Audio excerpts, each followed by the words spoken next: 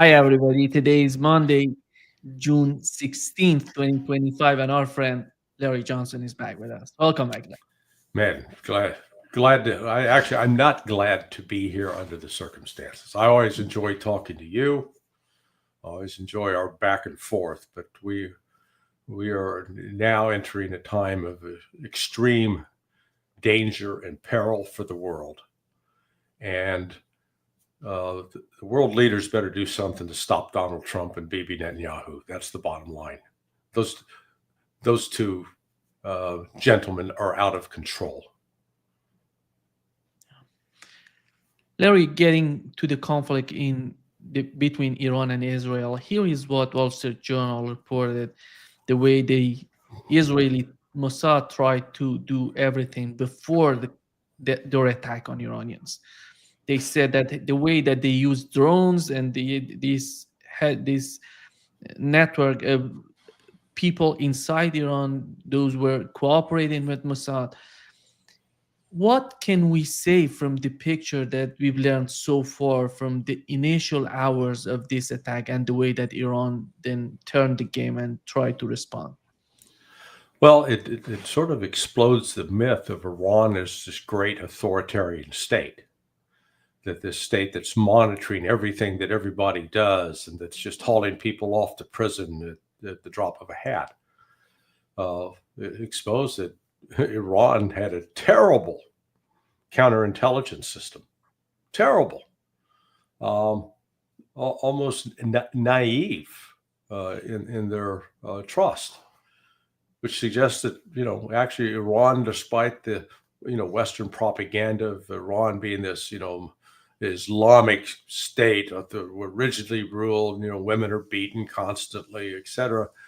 Just not true, because these kinds of extensive intelligence networks were up and running. And look, you got to give the Israelis, the Zionists, credit to have mounted an operation of this size and this scale. It really is. It's stunning, but it also exposes the limits of these kinds of intelligence operations.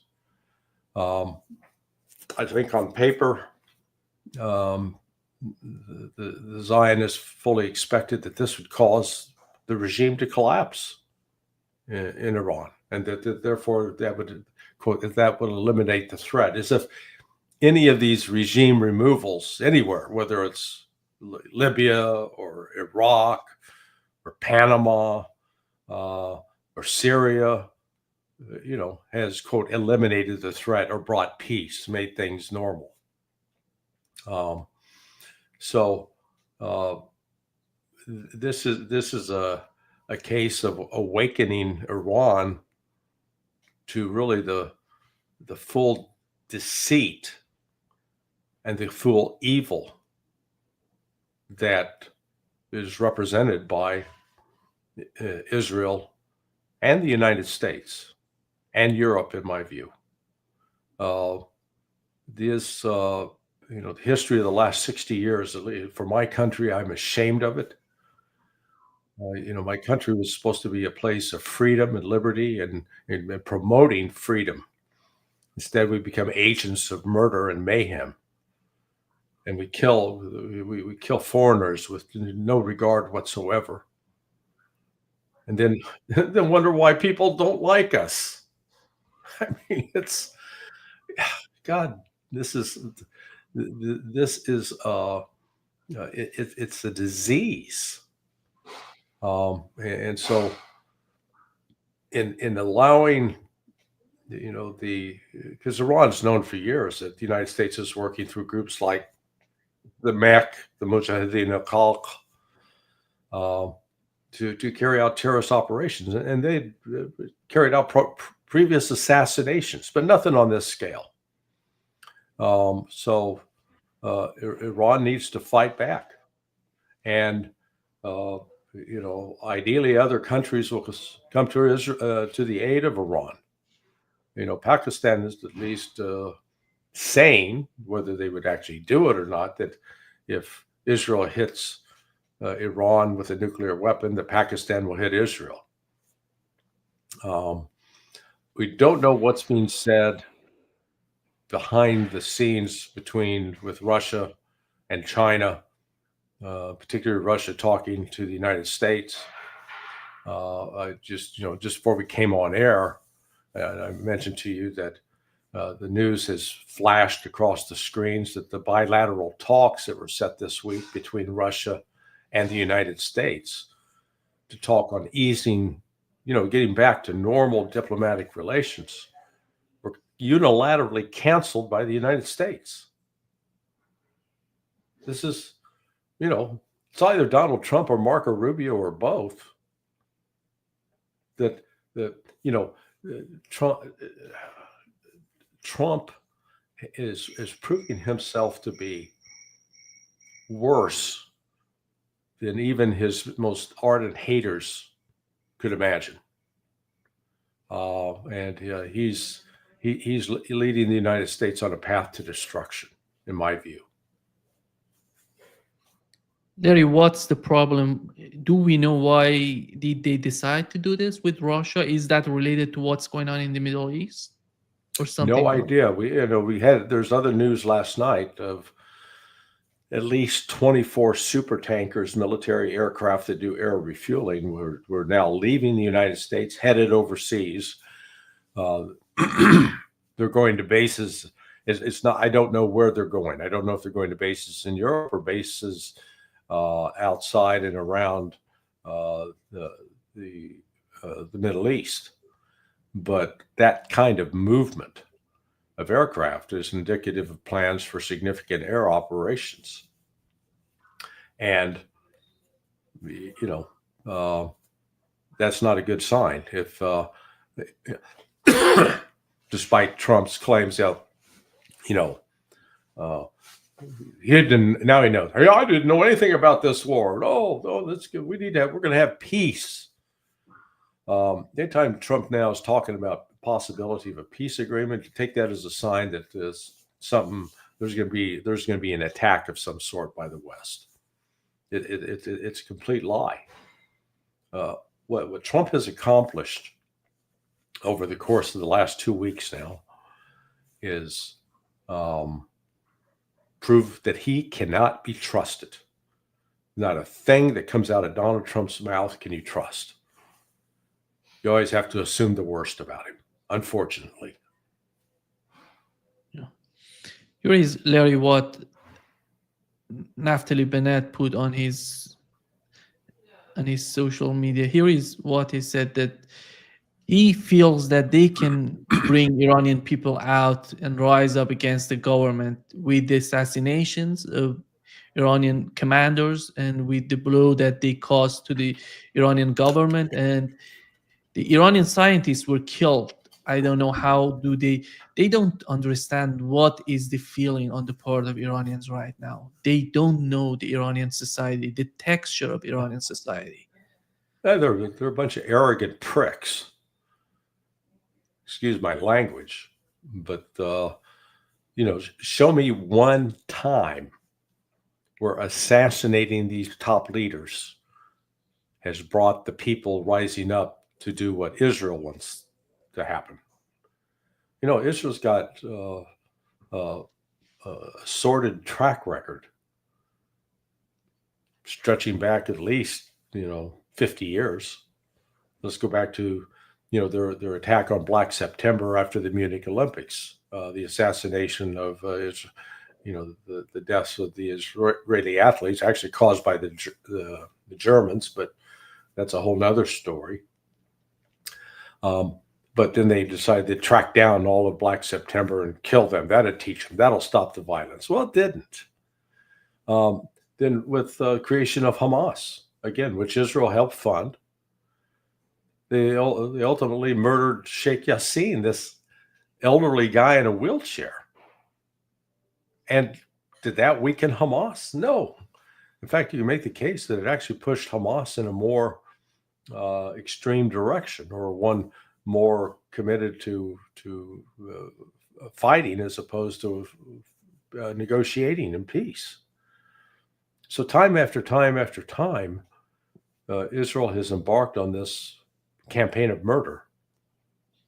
And you know what's so ridiculous about it all is this is all predicated on a belief that this Old Testament, that this Bible is the holy word of God, whoever that is, because this God, while it starts off with God created everything, which means he created Iranians and he created Chinese and he created North Koreans. But then all of a sudden, no, this God only loves one kind of people. And those people are so special that they get to kill and destroy everybody else because they're loyal to this God. When you step back and just objectively read that, right away you're dealing with a demonic being masquerading as some holy deity. And, I meant it when I said that Jewish leaders have been engaged with this decapitation strategy. It goes back 2025 years. They used it against Jesus. Yeah, we'll kill Jesus, man. That'll stop this movement. And because really what Jesus represented was a complete rejection of this Zionist theology. Ridiculous. But here we are, trapped by it. And you've got people like the U.S. Ambassador Mike Huckabee, this is fulfillment of God's prophecy. The fact that people want to believe in that nonsense. And look, I was raised believing in it. And, light came on in my brain. This is a lie. And it's a pernicious lie being used to justify murder and destruction. And it needs to come to an end. Here is to understand what's going on with the attacks, Iranian attacks on Israel. Here is what the Israeli military specialist, Yossi Melman, said. Here he says that I recommend that we cut our losses and turn to Donald Trump, to stop the madness with a reasonable agreement. Otherwise, we will end up begging for a ceasefire and Iran will refuse. Look, Iran was ready to sign an agreement weeks ago. But it was on, hey, we're going to continue to do enrichment. This really, the whole enrichment of uranium and, Iran's trying to get a bomb.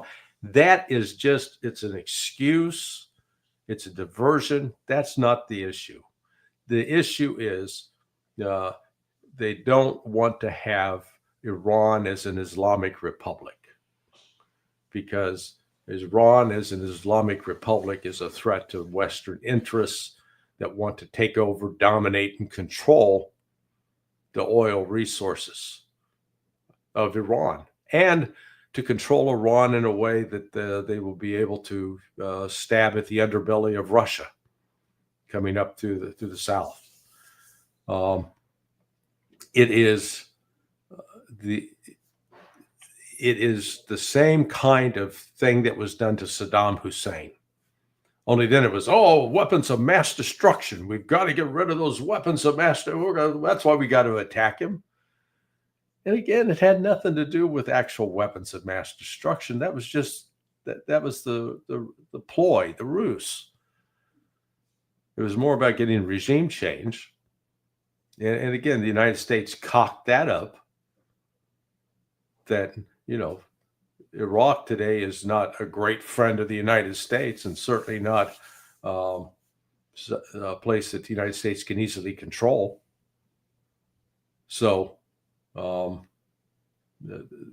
this desire to take Iran apart and use the nuclear development of a nuclear bomb, which they're not developing. And the CIA has been very clear on that for more than 20 years. And, within that, Iran continued to participate as part of the Non-Proliferation Treaty, the NPT, continued to allow IAEA inspectors on scene, certainly doing something that Israel doesn't allow.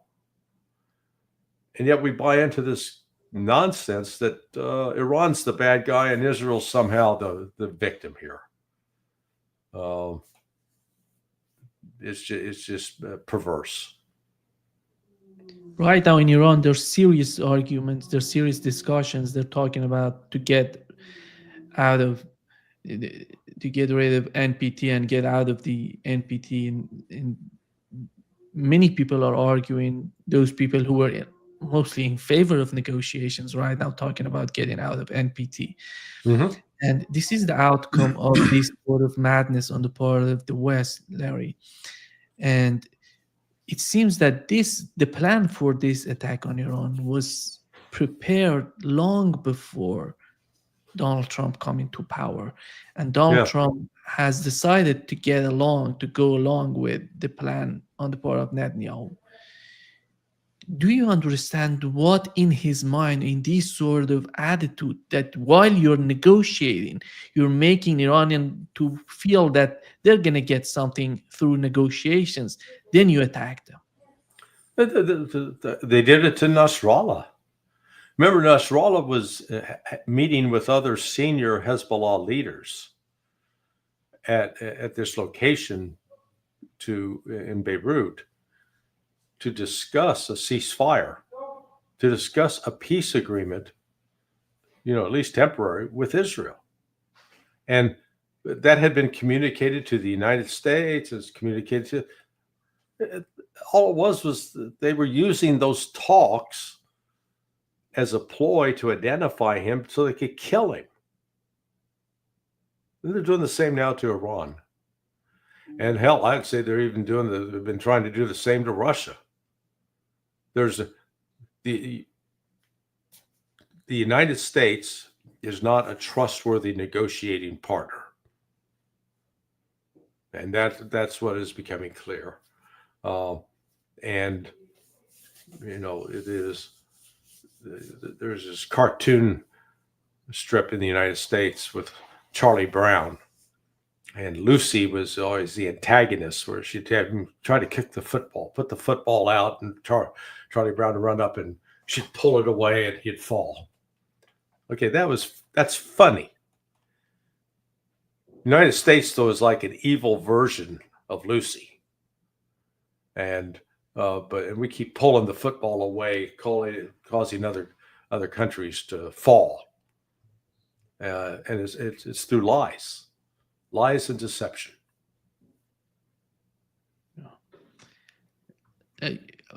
I talked with Larry, with Colonel Jacques Beau, and he suggested that maybe the way that the United States is behaving finally bring Russia and China and Iran to some sort of conclusion that no one would trust anymore the United States.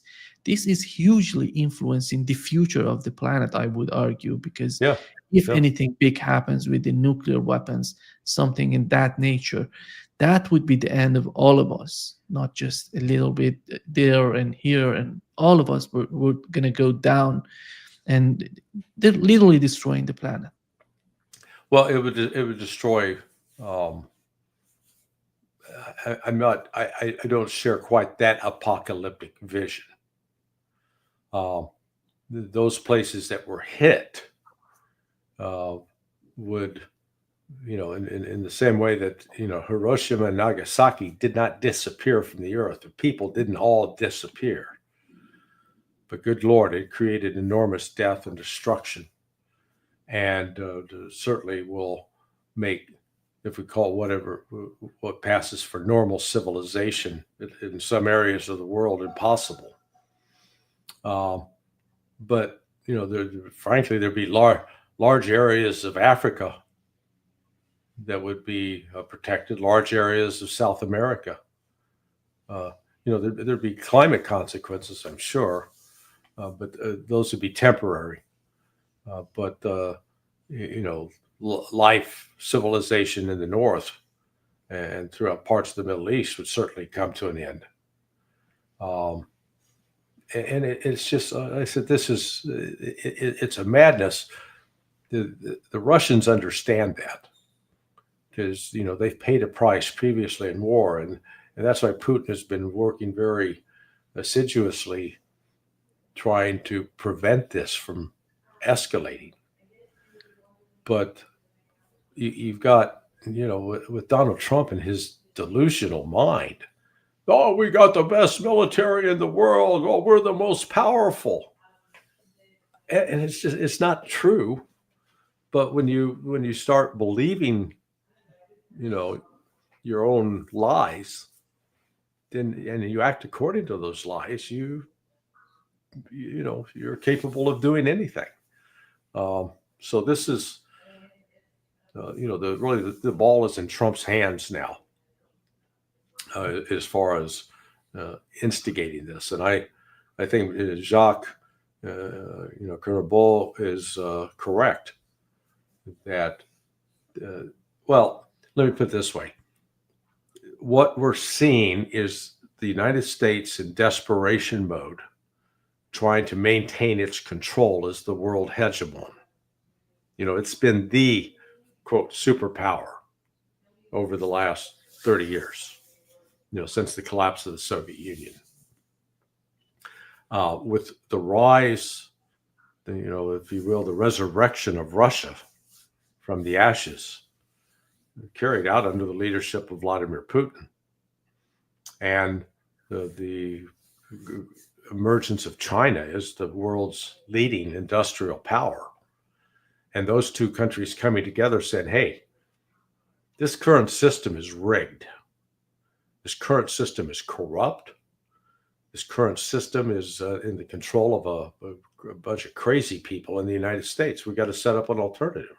So that's been underway now for 3 years. And it is, if you will, sort of the progress is taking place in BRICS that is heightening the attempts by the United States and with the help of Israel to try to destroy that. So this is,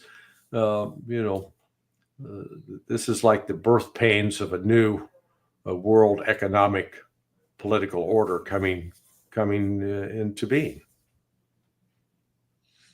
It seems that Israelis, with the attack on Iran, thought that it's going to be somehow a great problem. They would cause a great problem for Iranians and for Iranian military, that they cannot come back. They cannot somehow get back on the rail and fight back to Israel. And it doesn't seem that was the case. Last night we had the Iranian missiles. Larry, look at this. You don't see any of these missiles being intercepted by Israeli air defense system. Yeah. And No. all of them are getting there and hitting the ground, hitting the target. So did they know that would happen? Did they know that the Iranian response from the experience they had before would be devastating for Israel? With all that said, they have decided to start with the plan. Have you ever dealt with any Israelis, particularly the military kind? They're the most arrogant, conceited people I've ever dealt with.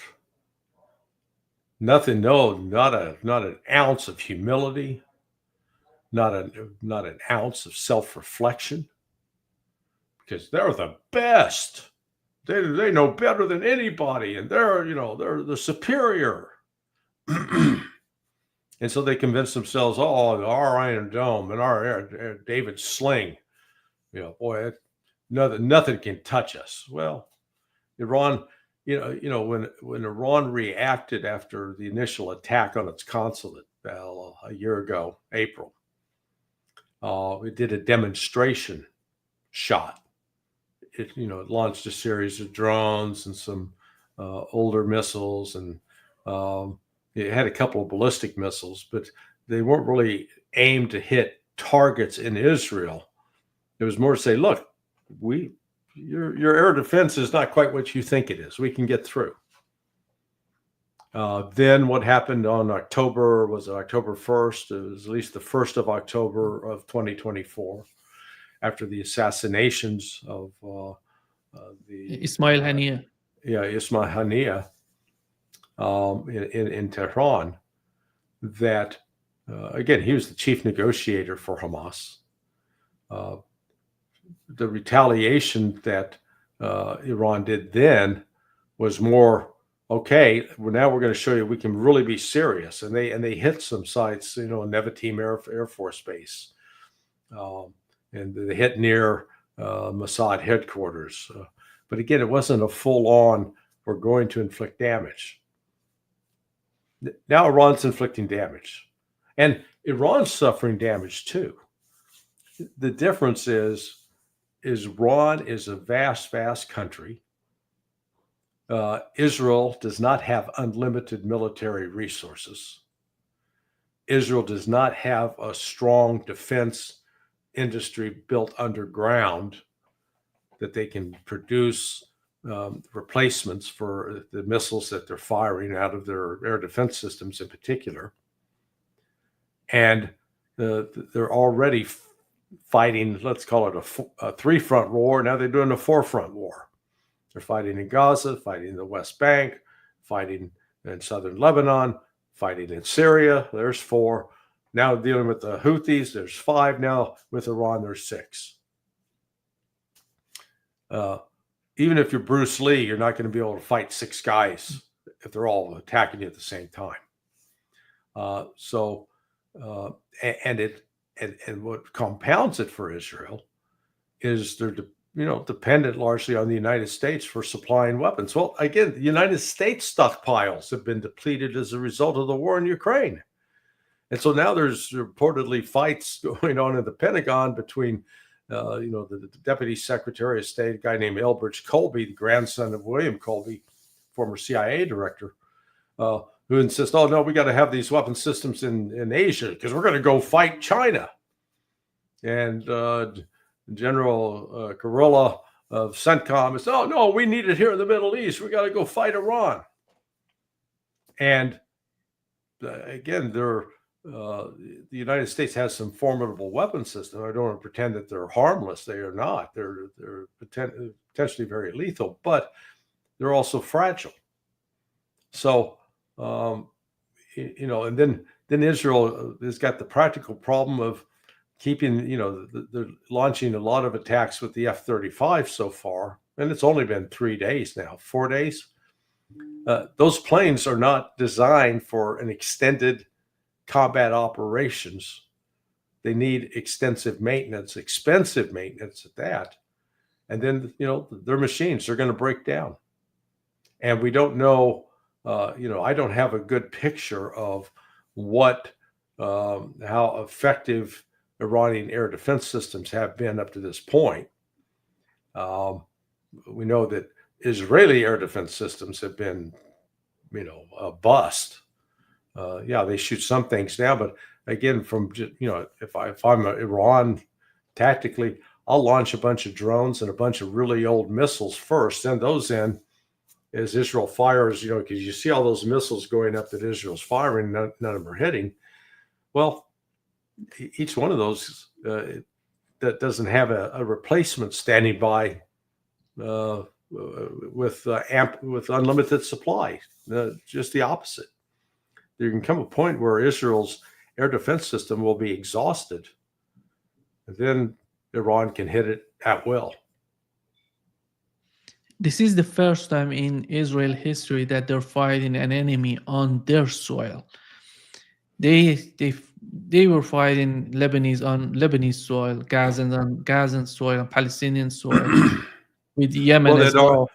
They'd argue that the 6-day war, the Yom Kippur war, took place on their soil, but those again were very short-lived clashes. Those were not genuine wars. Now they're in a genuine war, a war of attrition, in part. And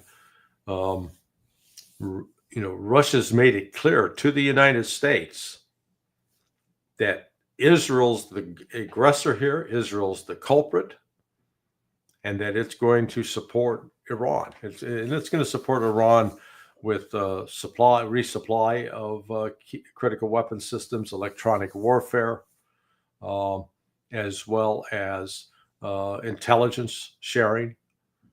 So it's Russia. I think the Russians realize this is This is another potential existential threat to it. They can't let the West try to destroy Iran, because if they do that, then they're the next target. And the next, China. Yeah, yeah, yeah. I mean, China is the ultimate prize here. China and Russia. They've got to, I was talking with my wife, and she goes, "This doesn't make sense. Why are they doing that?" I said, "Dear, you got to understand, the United States, we want control of Russia's resources. We want control of Iran's resources.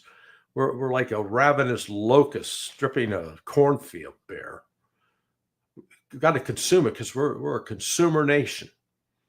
And we can't allow these other countries to have that kind of power control if they are producing resources that we need for our own purposes, own selfish purposes.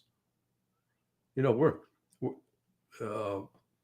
you before you were born, the Coca-Cola used to have this commercial about the group, a multi-ethnic crowd singing, "We'd like to teach the world to sing in perfect harmony," singing and being peaceful, and hippies and walking, bullshit.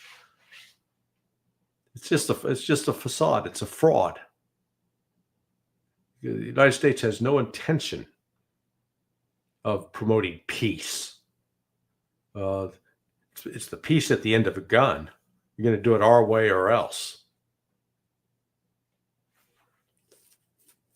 Larry, looking back at the conflict in Ukraine and right now between Iran and Israel, the main goal of both conflicts were to cause so-called regime change in these countries. Yeah. And then came the war, the special military operation in Ukraine, and right now between Iran and Israel. It doesn't seem that they learn from what has happened before. And Who's they? You mean the United States? The United States, I would argue, nobody. Do you feel that Ukraine has any sort of will in what's going on? Any sort of? I don't see Ukraine capable of deciding anything right now. It's all about the United States, Larry. Yeah, Ukraine's just a chess piece. You've commented on that before. They're a pawn to be used in a broader game. And again, the initial aim in that is to destroy Russia. Again, regime change in Russia. That's what's so fascinating about the hatred that's directed at Vladimir Putin. He is a Christian. He's a practicing Eastern Orthodox Christian. He is not espousing a communist ideology calling for violent revolution around the world. He's not a Trotskyite. He's not some disciple of Trotsky. He's not espousing communism. Over the last 26 years, since he came to power first in 1999, the focus has been on rebuilding Russian society and, making it prosperous again, which he has accomplished. I mean, Russia it's an amazing place, and the people are wonderful. But the West can't stomach that, and so they've been creating all along this narrative about how corrupt and evil Vladimir Putin is. Look, until the United States Congress stops becoming a place where everybody who goes there gets to become a millionaire through their corrupt insider trading, they got no room to lecture any other country, any other leader, any place about government corruption. The United States is the poster child for corruption. And we like to pretend that we're so upstanding and virtuous. I mean, good God, it's, at some point, you know, karma is going to catch up to us in the United States. So, with all that said, the West wants to demonize and destroy Russia. And again, it'd be one thing if Vladimir Putin was acting like the United States, if Vladimir Putin was launching color revolutions around the world, which he is not, if Vladimir Putin was carrying out military operations in Syria against the will of the Syrian government, and then carrying out attacks in Iraq and Iran and Afghanistan and Somalia, and go around the world. But Russia's not doing that. So, the problem is one of psychological projection. The United States projects onto Russia, projects onto China, what it itself is doing. Here is, Larry, what Netanyahu said in his interview with Fox News. Nuclear threat. I want to talk about President Trump. You just said Iran tried to assassinate President Trump twice. Do you have intel that the assassination attempts on President Trump were directly from Iran? Through proxies, yes. Through their intel, yes. They want to kill him. Look, he's enemy number one. He's a decisive leader. He never took the path that others took to try to bargain with him in a way that is weak, giving them basically a pathway to enrich uranium, which means a pathway to the bomb, padding it with billions and billions of dollars. He took up this fake agreement and basically tore it up. He killed Qasem Soleimani. He made it very clear, including now, you cannot have a nuclear weapon, which means you cannot enrich. He's been very forceful. So for them, he's enemy number one. Yeah. Look, they also tried to kill me, but I'm his junior partner. When did they you understand that President Trump is a great threat to Iran's plans to? He tries to convince Donald Trump to. Even his final goal is to bring the United States directly into the conflict. The United States is trying to do everything to help them, but somehow they have not decided to get involved directly in attacking Iran. The only countries that have been aggressively involved with assassinating foreign leaders are the United States and Israel. The track record, particularly Israel, with the assistance of the United States over the last 20 years. They started killing Iranian nuclear scientists back in 2011, 2012. Killed 6 within a period of about a year. This is a complete fabrication, this lie. It's an intel operation generated to portray these Iranians as trying to kill Trump. Not at all. But, I'm sure many believe it. And so once you believe that, then you can justify anything against Iran. What's so outrageous right now in Iran, and many people are talking about this assassination of Iranian scientists. This is enough. You cannot continue with this. Iranian society is feeling so much hatred toward these activities on the part of Israel.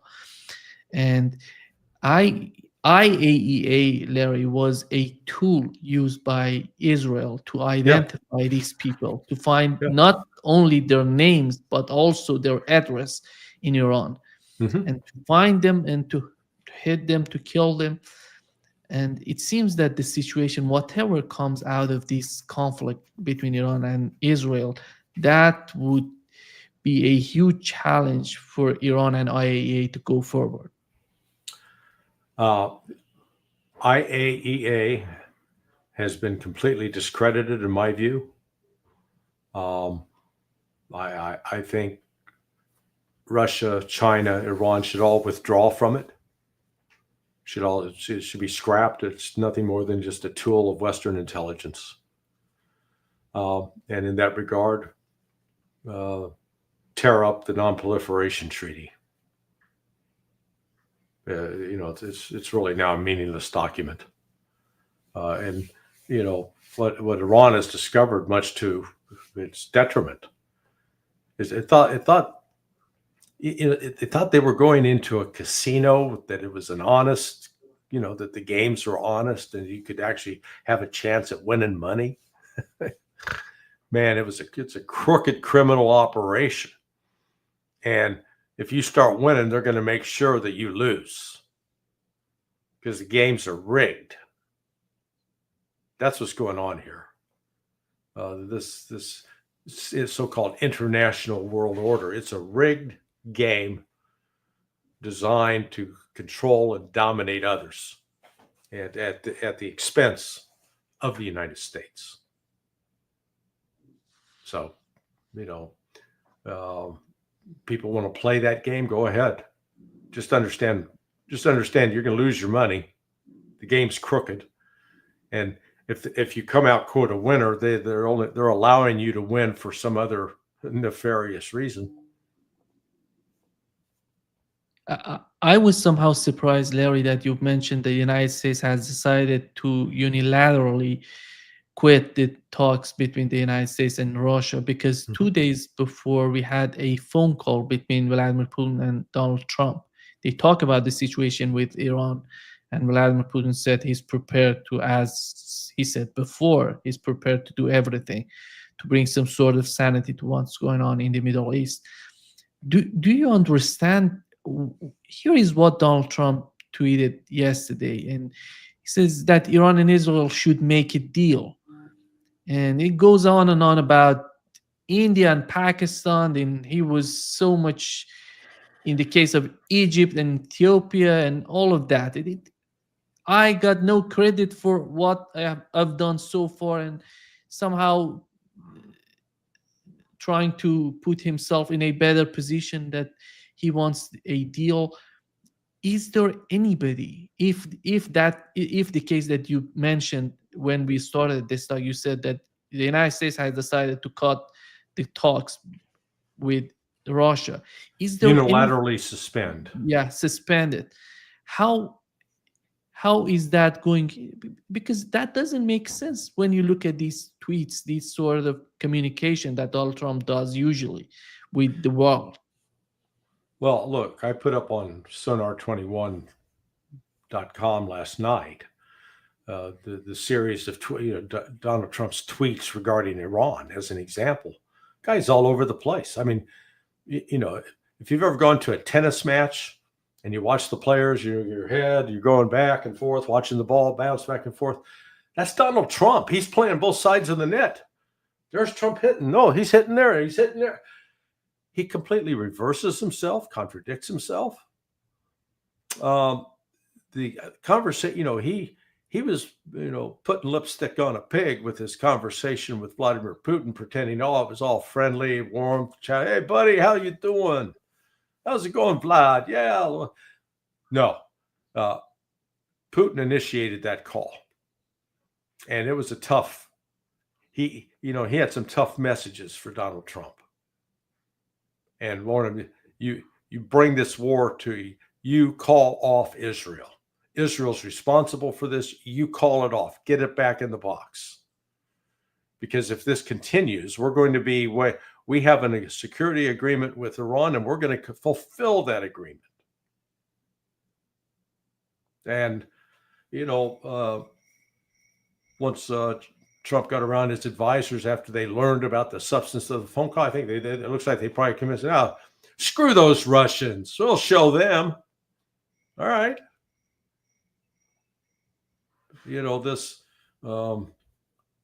My friend Ray McGovern and I have had a difference of opinion about, Ray's been very optimistic. Oh, this is great. Putin's not upset and the things are going well.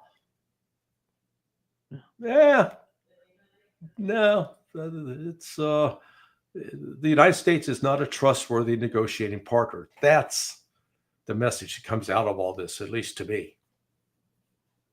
Because Putin is trying to do each and everything to de-escalate, but that has not been perceived by the Trump administration and Donald Trump himself. He sees maybe somehow a sign of weakness on the part of the Russians. That's exactly, the expression in Spanish was "se confunde el bueno por el buenudo." You confuse being good for being a fool. They take gestures, which from the Russian standpoint is, hey, we're trying to de-escalate. We're trying to show them we're not a threat. That hey, we're friendly, and you find out that friendship's not being reciprocated. That movie Independence Day, where the aliens, come and surround the Earth, and they capture one alien, and he's behind this glass screen, and and the president of the United States shows up to talk to him. He's already choking the life out of one of the scientists, and the president's thinking, oh, gee, all I've got to do is just talk to the guy, just talk to him. What do you want? What can we do for you? Die. That was the answer. And that's essentially what they're dealing with the United States. The United States is not interested in enriching Russia or China or Iran or anybody in the world other than itself. It's making America great again. That's Trump's slogan, at the expense of other countries. And this is headed into a very, very dark place. I'm extremely worried by it. Larry, do you see Donald Trump getting involved in the Middle East? Yes. No, I think it's highly likely. What can he do differently from what he has done with the case of Yemen? Launch airstrikes. Well, I mean, they'll launch airstrikes like they did in Yemen, along with Israel, on a much broader scale, and will suffer losses. And it will ultimately, I think it's likely it'll involve, Russia and China. I mean, there are a couple of ways this can go. Today Israel issued a warning that one entire district of more than 1 million people in Tehran needed to clear out. Then they're going to bomb it with what? With a nuke, possibly. The mentality of those Zionists that are controlling policy in Israel it's cartoonish, but it's not funny. They believe that they are God's holy chosen people, and they can do whatever the hell they want to whoever they want, because it's God's plan, and God said they could do it. You were to mention how if Trump gets involved in the Middle East, what would be the reaction on the part of China and Russia? And so far, from what I've learned from Iranian media, Iran didn't ask for any sort of help from Russia or China, right? But because they're fighting their fight. But if the United States decides to get into the conflict, directly attacking Iran, how is that going to influence the calculation on the part of Russia and China, in your opinion? Well, again, Russia and China both, they have no interest in escalating this into a military conflict. The West is popular, but loves to talk about World War II, man. 50 million people, or some say 60 million people. Okay, take 50 or 60. But they don't follow that up with saying, oh yeah, 27 million of those died in Russia. 20 million at least died in China. So if we're talking a war, if it was 50 million casualties in World War II, then all of a sudden we're saying that 94% of the deaths in World War II were borne by those two countries. Okay? So it's an enormous figure, which is why both countries are of little interest in starting wars and going out and doing liberations of other countries, as the United States has, our various color revolutions. So, but if backed into a corner, or if they see that the United States is not willing to listen, not willing to talk, then we could see something pretty ugly. Right now, the United States is in a it's in a weak position despite its alleged military strength. We can't fight everywhere in the world. We couldn't even fight the Houthis. We killed a lot of them, and we destroyed some of their infrastructure. But it didn't stop the Houthis, who, this morning, I think they fired at least 1 or 2 more ballistic missiles into Israel, which will continue. Did you watch the parade, Larry? No. The march? I think it was disgusting. I watched the one back in 1991 after we won the Gulf War. We beat Saddam Hussein the first time. They had a massive parade back then to celebrate. But, this, I had other things to do with my time than waste time watching that. Did you watch it? I saw some clips of it, and they were the way that they were marching. It was somehow for anybody who served in the military service or did some sort of, he knows the military, and it was so much shocking. What's going on? Yeah, there was. I saw the one clip of this group of people in their, the fatigues. They were not in step. Let's put it that way. Not their close order drill skills were terrible. Yeah, no. If you compare that parade to what Russia put on Patriotic Day, the Victory Day celebration, no comparison. Yeah. Eddie, what's so tragic about the foreign policy of the United States? Because many people who voted for Donald Trump, they saw these sort of color revolutions, Soros type activities in other countries, and one of the main characters in this sort of fight was Elon Musk, and he hates Soros and all of that. And with the case of Venezuela, he did the same that Soros did for many years. Yeah. He tried to do everything to overthrow the government in Venezuela. Right now, with the case of Iran, right after the attacks on Iran, Mark Levin, he works in Fox. You know him. It's hot slang. He's crazy. He yells all the time. Yeah, exactly. He said, Elon Musk, it's time for you to provide Iranians with Starlink.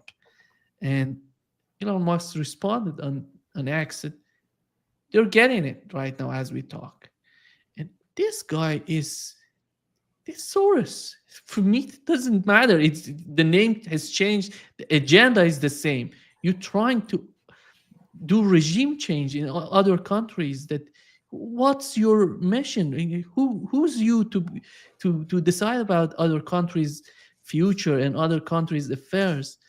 These people are so much out of the touch. They don't understand their role, their mission. I don't know if they want to control it. It comes from this sort of mindset of hegemony. We are the sole superpower. We can do whatever we want to do in other countries. It seems that Elon Musk is not American, by the way. He's from South Africa. Actually, I was hanging out with his dad last week. I spent an hour and a half with his dad. Nice guy, Yeah, but Elon's, he's an extremely wealthy individual. I don't see him quite as pernicious as Soros. I think he's actually been a pretty good counterweight to Soros, at least with, open Twitter, X.com now, is allowing a lot of information that previously was suppressed, was suppressed about the plight of the Palestinian people. That's allowed. So, I don't have as dark a view of Elon. I mean, look, Elon's still he's a relatively young guy. He's, 51, 52. And Um, and he's done, I think he's done some pretty good things. But again, he's an imperfect human being, and I don't see him responding. Having Starlink in Iran is a good thing, isn't it? You give people access to the internet, because you give people access to the internet to get information. They have power. It's when you control what they can get. It's when you shut it down. Because That's they the want to danger. use it's not about the people access to the internet, because with the drone attacks, the government tried to reduce the velocity of internet to control the network. When they use Starlink, as they use in Ukraine, they use it to attack other countries. They're not using it to just help these people, to empower people. Well, but it also can be used, as the Russians have shown in Ukraine, that you can use it to your advantage. And I think one of the things you're going to see over the course of the next week or two is increased use of Russian-supplied electronic warfare capabilities that will defeat the drones. Up to this point, because they've relied upon Iran for supplying the number of drones to Russia, but Russia's under the terms of that security agreement, comprehensive security agreement signed on January 17th. While Russia may not necessarily engage directly in the war, they will certainly supply intelligence and equipment like Starlink or electronic warfare systems to defeat Starlink-like systems. Yeah. Thank you so much, Larry, for being with us today. Great pleasure. Yeah, as always. I will. Yeah, I'm sure this is we'll not have something to deadline, talk about on Friday. Yeah, exactly. But, Lots. We're gonna have a lot. It'd be nice if there's a complete turnaround in this. Yeah. They bring the war to a halt, Hopes. and cooler heads prevail. But I don't think that's likely. Yeah. Unfortunately. Yeah. All right, my friend. See you soon, Larry. Stay safe. Stay safe. Bye-bye. Bye-bye.